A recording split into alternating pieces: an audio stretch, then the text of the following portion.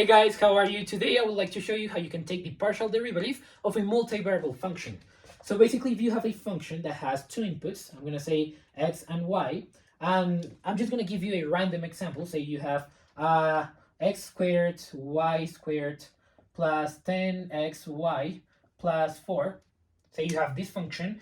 What is the partial derivative with respect to x, for instance? So remember that if you want to take the derivative of this function with respect to x, you're going to treat y as a variable, as a constant. I'm sorry, not as a variable. You're going to treat y as a constant.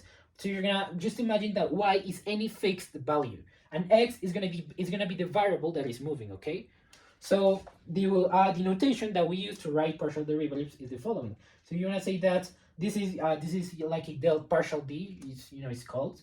It's like this curly d inverse. You can see that you kind of switch in normal d, and you also make like that little curve on top. That is how you can write partial derivatives. So we want to take the partial derivative with respect to x of this multivariable function. And what we're gonna do is every single time that you see x, you're gonna use the normal power rule that you learned in single variable calculus. So in this example, we would get 2x.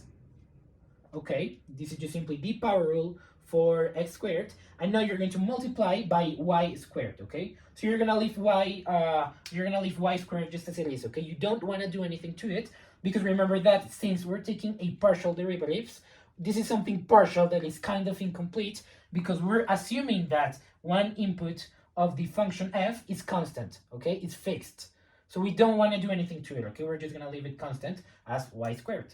Now, what about our second term? Well, we know we have a constant 10, and since we're taking the derivative with respect to x, 10x is going to be simply 10, and y is another constant, so we say it's going to be 10y, okay? This derivative in here. Well, the derivative for the second term. And what about 4? Well, you know the derivative of a constant is going to be 0, okay? So you're just going to get 4.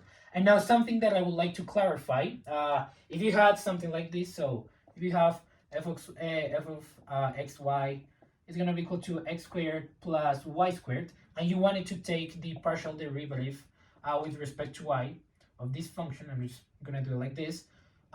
Something you need to do is the following. So in this example that I just gave you, you can see that y was always a product between x, but in this case they are not a product. So 2x x squared, I'm sorry, not 2x, x squared, it would be a constant that would be equal to 0 if you take its derivative. Okay, so in this case you would not say that this is simply 2y plus x squared. No, because x squared in this case you're saying that it's a constant. Okay, so it would basically be equal to 0. Okay, x squared is a constant the same way 4 is a constant, so you're just gonna say that it's 0. Okay, because the only input that you care about is y in this case. Okay, that was something that I wanted to clarify, and that this example that I chose over here, well, I couldn't really show it because I didn't have x or y as a single term with no other constant or coefficient. So now, what if you wanted to take the derivative, the partial derivative with respect to y? So you can do the following. You're gonna write again partial d over partial dy, partial y. I'm sorry, not dy. This is gonna be of f. And now you're going to do the same thing, but with respect to y. So we know x squared, it would be a constant as a coefficient, so you just write it again, times 2y, plus, now the derivative of 10y with respect to y is going to be 10. And we know x is a constant, so you write 10x, okay? It's just as if it was a coefficient. And we know 4, well, it has no input, so it is a constant, so it's just equal to 0, okay? And if you want to write this in a better way, better notation, just go 2y x squared plus 10x, okay? These are the two partial derivatives that you could take for this function f right there, okay? So I hope that you have learned something today. I hope that this video has been useful for you, and yep, see you in the following one. Bye.